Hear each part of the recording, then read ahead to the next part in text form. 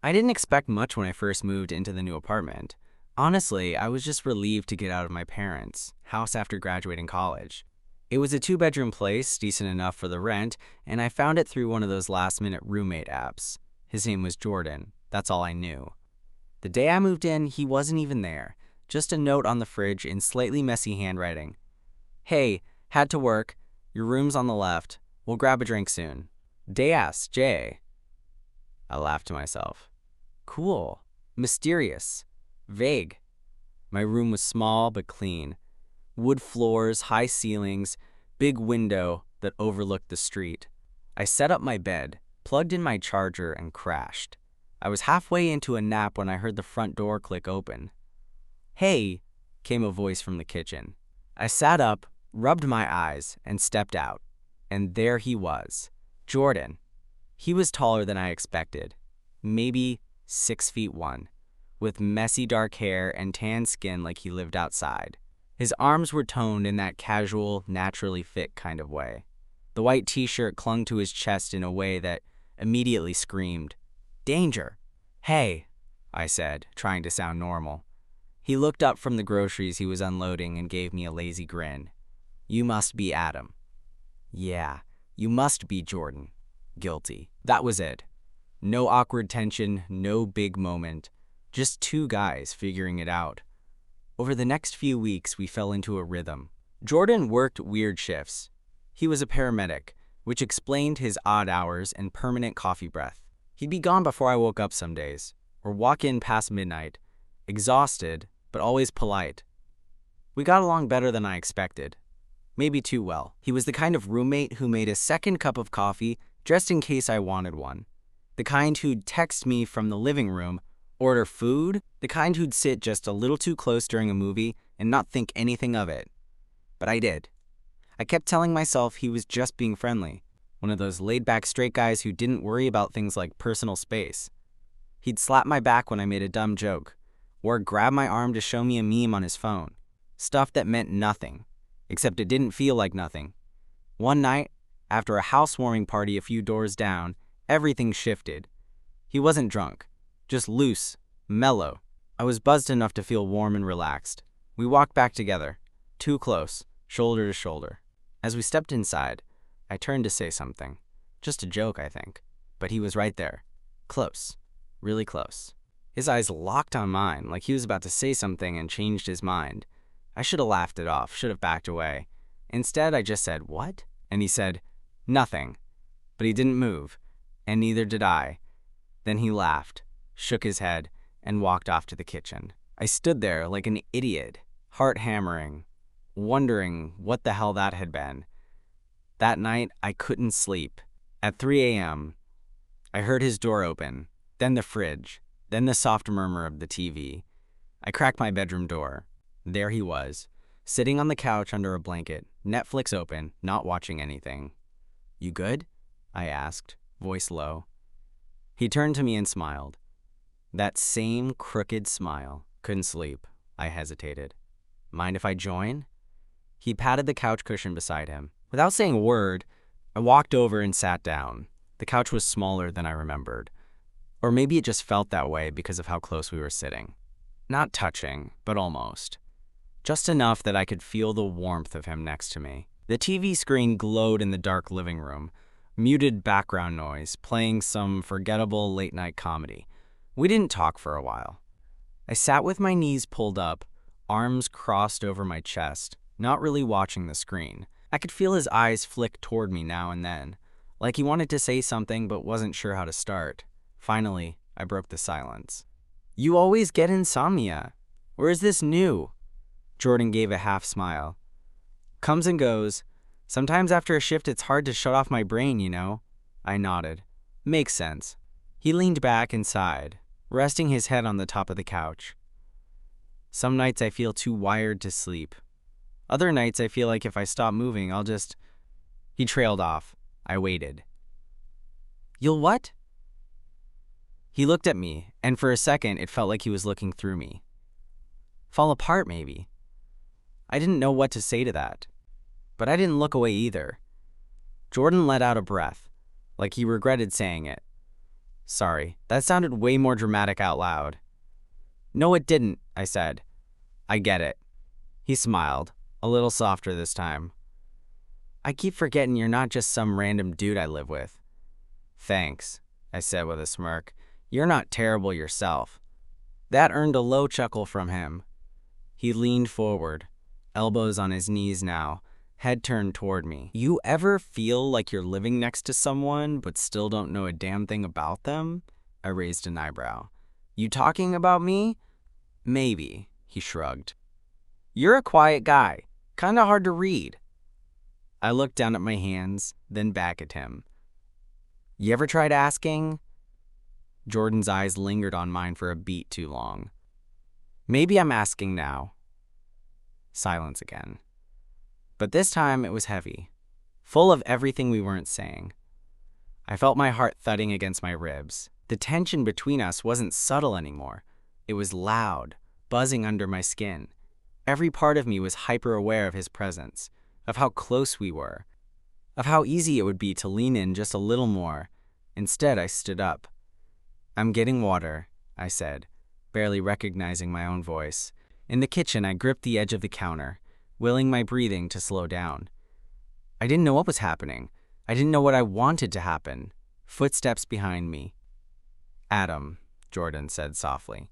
I turned around, glass of water still in my hand. He was standing close, closer than before. You all right? He asked. I nodded. He looked down, then back up at me. I think I'm reading into things, but if I'm not, you're not, I said, cutting him off. He blinked. I'm not? I shook my head. No, you're not. Something flickered in his expression. Relief? Nerves? Both? Then he stepped closer. My back bumped against the edge of the counter. I didn't move. Couldn't, honestly. His hand found my waist. Not gripping, just resting there. Testing. I didn't pull away. Our eyes locked. There was a pause, like the whole apartment was holding its breath. Then he kissed me. It was soft. Hesitant. Not like in the movies. It was slow and real and unsure, like he wasn't sure if he was allowed to want this. But I kissed him back. And when we pulled apart, neither of us said anything. He just leaned his forehead against mine and whispered, I didn't plan this. I know, I said. And I didn't. But I didn't stop it either. The next morning was weird. Not bad, just weird. I woke up to the smell of coffee and the faint sound of dishes clinking in the kitchen. For a moment, I thought I'd dreamed the whole thing. The couch. The kiss. The way Jordan's hand had stayed on my waist a second longer than it needed to. The way we'd stood there after, silent, but not pulling away. But when I walked out in my hoodie and sweats, there he was, Jordan. Barefoot, hair messy, wearing the same t-shirt from the night before. He looked up from his mug and gave me that half smile again, the one that never quite reached his eyes. Morning, he said. Hey, I replied, trying not to sound as awkward as I felt. He poured me a cup like nothing was different, like we hadn't made out in the kitchen at 3 a.m. I took it, fingers brushing his, and for half a second I thought he might say something. But he didn't. We sat at the tiny table, sipping coffee in silence, the kind of silence where both people are thinking too much. Finally I asked, So, are we just not talking about it? Jordan looked up, surprised. About what? I gave him a look. He laughed softly and nodded. Right, that. You kissed me, I said, not accusingly, just stating a fact. I know. I waited. Jordan stared at his coffee. I don't know why I did it. I blinked. Okay. No, I mean, I do know, he added quickly. I didn't plan on it. I didn't even know I wanted to until it happened. That made something twist in my chest. Okay, I said again, this time quieter. He ran a hand through his hair.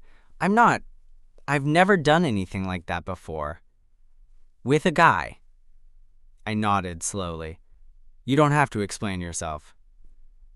Maybe not, he said. But I want to. I looked at him then. really looked at him. His jaw was tense, eyes darting like he was trying to read my reaction. I wasn't drunk, he continued.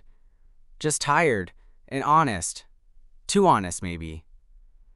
I didn't know what to say. Part of me wanted to ask what it meant. The other part didn't want to scare him off. So now what? I asked. Jordan laughed under his breath. Hell if I know. There was another pause. Then, softer this time, he said, Do you regret it? I shook my head. No. Do you? He looked at me for a long moment. Then he shook his head too. No. Something shifted in the air between us. A quiet kind of understanding. But also the weight of what now? We went back to our routines after that. Kind of. Jordan still left early for shifts. I still stayed up too late working on freelance gigs. But something had changed. The way he looked at me lingered longer than before. The way his hand would brush mine when passing something. The little smirks we'd trade over stupid memes, or when our knees touched under the table. Then, one Friday night, he texted me from the living room.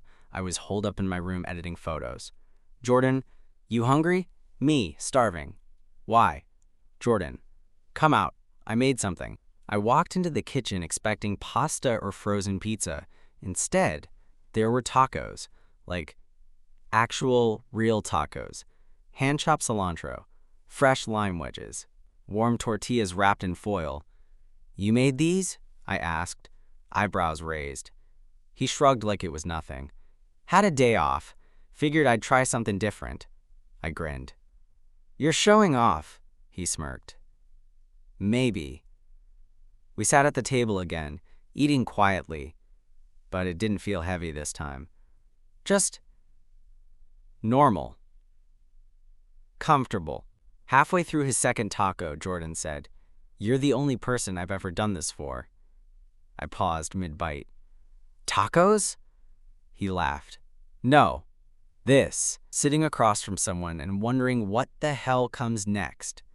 I put my taco down. I've been wondering the same thing. He leaned forward, elbows on the table, voice softer. So maybe we figure it out? Together? That felt like the most honest thing either of us had said in weeks. I nodded. Yeah, I'd like that. And for the first time, I saw it. Not the guy who kissed me in a moment of confusion, but the guy who meant it. The guy who might not have it all figured out, but who wasn't running from it either. Things didn't magically become perfect overnight, but they started to settle into something different, something real. That Sunday, Jordan had a night shift, so I was alone most of the evening. I thought I'd use the time to reset, get ahead on work, clean my room, basic stuff. Instead, I sat on the couch for an hour, replaying the last few days in my head like a loop I couldn't turn off. I kept thinking about what he said. You're the only person I've ever done this for. I didn't want to overthink it, but it was hard not to. I'd had feelings for guys before. Crushes, short-term things. But none of them had this kind of weight to them. None of them had him. Jordan wasn't just some guy. He was my roommate. He was someone I shared a space with, lived around, knew routines of. It wasn't like we could pretend nothing happened, or go back to how it was. And honestly, I didn't want to. Later that night, around 2:30 a.m., I heard the front door open. I was already half awake, scrolling on my phone, unable to sleep. His footsteps were quiet, but I knew it was him. I heard the shuffle of keys, the clink of his thermos hitting the counter. Then, the soft knock at my bedroom door. Yeah? I called, sitting up. He cracked the door open.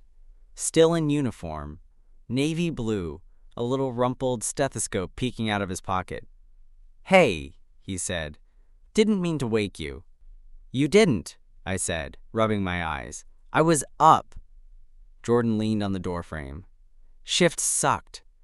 I nodded, not sure what to say. Want to talk about it?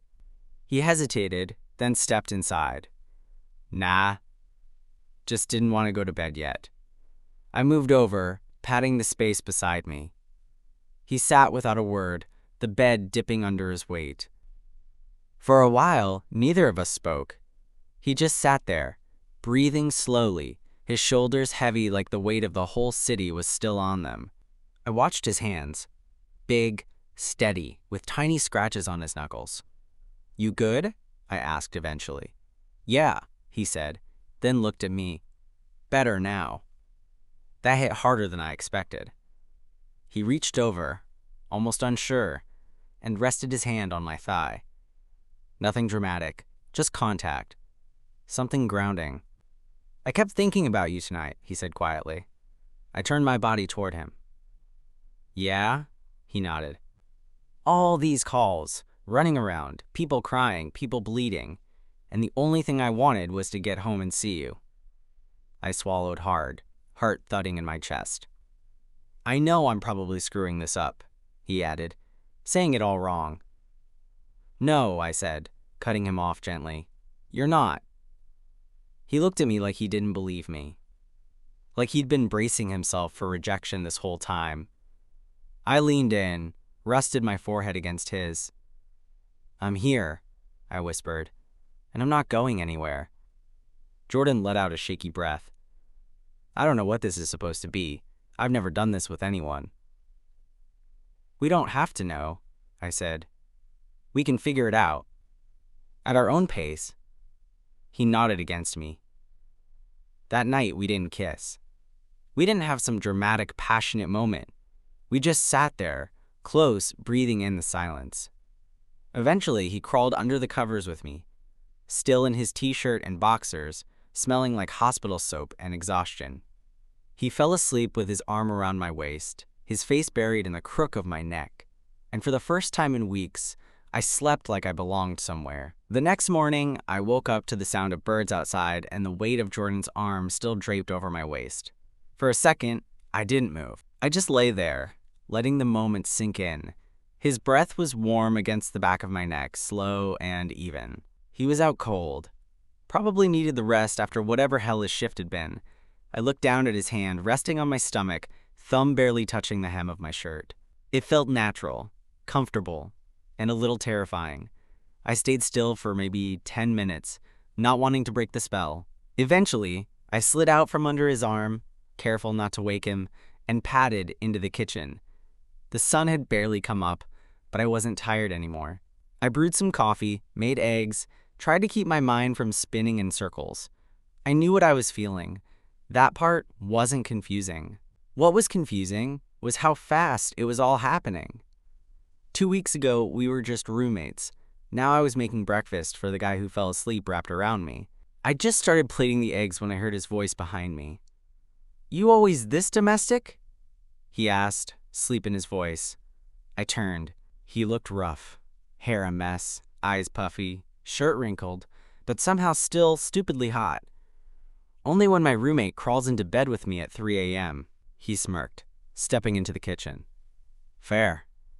He came closer and leaned beside me on the counter. We stood there for a second, not saying much. I handed him a plate. "Thanks," he said. "You didn't have to do this." "I know."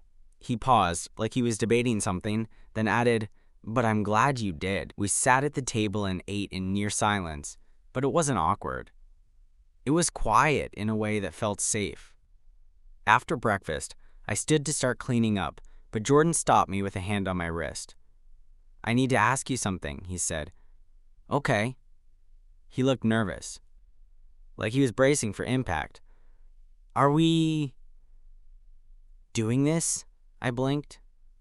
"Doing what?" "This. Us. Whatever the hell it is. Because I don't want to screw around with your head. And I don't want to screw around with mine either." It was the most vulnerable I'd seen him since the kiss. No cocky smirks. No deflecting with sarcasm. Just him, stripped down, asking for clarity. I sat back down. I don't know what to call it yet. But I know I like being with you. He nodded slowly. Same. Then maybe we don't have to define it yet. Let it be what it is. And see where it goes.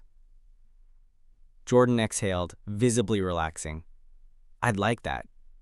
He stood up and came over to me, placed his hands on either side of my chair, leaned in just a little. So I can keep sleeping in your bed when I have a shit night? You don't have to wait for a shit night. That made him laugh. Then, without overthinking, he kissed me. Slow, warm, less hesitant than the first time. When we pulled apart, he rested his forehead against mine. I haven't felt this in a long time, he murmured. Me neither, I admitted. He kissed me once more, then pulled away and stretched. All right, I should probably shower. I smell like a haunted ambulance. I laughed. Please, for both our sakes. As he walked out of the kitchen, shirt lifted just enough to show the small of his back, I realized something. This wasn't just a fling, not for me. And based on the way he looked at me now, like he saw me in a way no one else had, I was pretty sure it wasn't for him either. Things settled into a rhythm after that. Not in the boring way. More like a quiet confidence started to build between us. Jordan didn't say the words, and neither did I, but the shift was real. We weren't just roommates anymore. He'd come home late from shifts and crash on my bed without asking. Sometimes he'd shower first, sometimes he'd just drop his bag by the door and crawl under the blanket beside me like it was the most normal thing in the world. It became our routine. Coffee in the mornings, dumb shows at night, and moments, small, quiet ones, that made my chest ache. Like the way he'd absent-mindedly rub his thumb over my hand while we watched something. Or how he'd rest his head on my shoulder when he was half asleep. Or the time he kissed my forehead before heading out for a 24-hour shift, like it was instinct. We still hadn't talked about labels. And I didn't push. But then one night, that question came up. Just not from him. We were at a friend's apartment for a little get-together. Nothing huge. Just drinks, pizza, and bad music. Jordan and I didn't show up together, but he found me fast once we were inside. And stayed close. Too close. The kind of close that made it obvious to anyone paying attention. Not clingy, not performative, just comfortable, familiar. At some point, I ended up talking to a girl I knew from school, laughing about some professor we both hated. Jordan drifted into the kitchen, but I could feel his eyes on me. Later, she leaned in and said, "So your boyfriend's kind of hot." I blinked. "What?" She smirked. "Tall guy? Blue shirt? Kept staring at you like you're the only person in the room?" I swallowed. "He's not. We're not exactly." Her eyebrow went up. "But you are something." I hesitated. "Yeah, something." She nodded, smiling. "Good for you." After she walked off, I caught Jordan's eye from across the room. He was leaning against the kitchen counter, beer in hand, looking at me with a soft kind of expression I hadn't seen before, like he knew what had just happened, like he liked it. Back home that night, we didn't say much, just got into bed like usual, but something hung between us, some quiet question neither of us had voiced yet. He lay on his side, watching me in the dark. "You ever think about what this is?" he asked suddenly. My heart did that thing again, tightened, skipped, stuttered. "Sometimes," I said. "Do you?" "All the time," he replied. "I think about how weird it is that I used to walk right past you without noticing." I turned toward him. We didn't even meet until the app matched us. "I know," he said.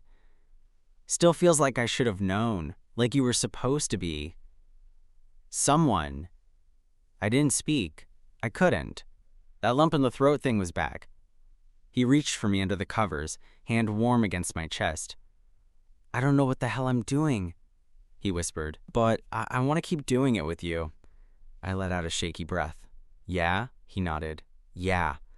The silence that followed was the safest I'd ever felt with anyone. We didn't need to define it. Not yet. But we both knew. This wasn't just two guys sharing a bed. This was the start of something real. A couple weeks passed, and something about us had shifted again. Not in a bad way. Just more settled. More real. Jordan wasn't treating it like a secret anymore. He'd kiss my cheek before heading out. He started calling me babe in front of his friends, casually. like it had always been that way. And the more he did it, the more I realized how easy it was to fall into, how right it felt. One Sunday afternoon, we were sitting on the balcony of our apartment, him in an old hoodie, me nursing a cup of tea when he said it, totally unprompted. I used to think I wasn't allowed to feel this. I looked up. This, he repeated, nudging my knee with his. Us. You. The wind moved through the trees below us. Car horns in the distance. Normal sounds. Background noise for a not-so-normal confession. I spent so long being a certain version of myself, he said. The guy with the tough job. The flings, the no-strings thing. It was easy. Safe. I didn't say anything. Just listened. But then you showed up. Quiet, kind, smarter than me, but humble about it. I laughed under my breath. And I fought it, he admitted. Hard. Told myself I was imagining it. That the way I looked at you at night, or waited for you to come home, or noticed the way your hair curls a little after the shower, it all meant nothing. I smiled, heart rising into my throat. But it did, he said, eyes on mine. It means something, I swallowed. To me too. He reached out, took my hand. So, I want this. Officially. If you do, I nodded. Yeah, I do. We didn't need a label that day. We didn't make a big announcement. But from that moment on, we were together. Fully. Openly. No more question marks. That night, he came to bed earlier than usual, wrapped his arms around me like he was afraid I'd disappear, whispered goodnight into my shoulder. Slept like he hadn't in months. I lay awake for a while, thinking about how weird life was, how a stranger in an app turned into the person I trusted most, and how sometimes the person you're supposed to love just moves in one day and changes everything. He wasn't supposed to be more than a roommate, but he became everything.